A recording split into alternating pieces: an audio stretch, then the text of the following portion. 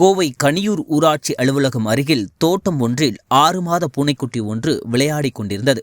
அப்போது அங்கு வந்த நாய் ஒன்று அந்த பூனைக்குட்டியை பார்த்தவுடன் அதனை துரத்த ஆரம்பித்தது. நாயிடமிருந்து தப்பிக்க வேண்டும் என்ற அந்த பூனை அங்கும் இங்குமாக ஓடி கடைசியில் 60 அடி தென்னை மர உச்சியில் போய் அமர்ந்து கொண்டது. அந்த இடத்தில் சிறிது நேரம் வட்டமிட்ட நாய் அங்கிருந்து சென்ற பிறகு அந்த 6 மாத பூனைக்குட்டிக்கு எவ்வாறு இறங்குவது என்று தெரியாமல் 3 நாட்களாக தென்னை மரத்தின் உச்சியில் இருந்து சத்தம் போட்டுக் கொண்டிருந்தது. அதன் சத்தத்தை கேட்ட பொதுமக்கள் உடனடியாக கருமத்தம்பட்டி தீயணைப்பு நிலையத்திற்கு தகவல் கொடுத்தனர்.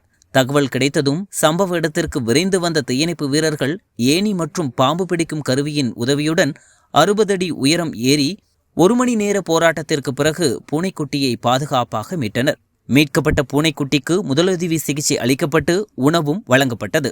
மனிதநேயத்துடன் நடந்த இந்த மீட்பு நடவடிக்கை கனியூர் பகுதியில் பெரும் பரபரப்பையும் தீயணைப்பு வீரர்களுக்கு பாராட்டையும் பெற்று தந்தது. நம்ம மயில் மார்க்கோட தரத்தை நம்மளே ஸ்கேன் பண்ணி தெரிஞ்சுக்கலாம். மயில் மார்க்க நாங்க நம்புறோம். நாங்க நம்புறோம். நாங்க நம்புறோம். நாங்க நம்புறோம். நாங்க நம்புறோம்.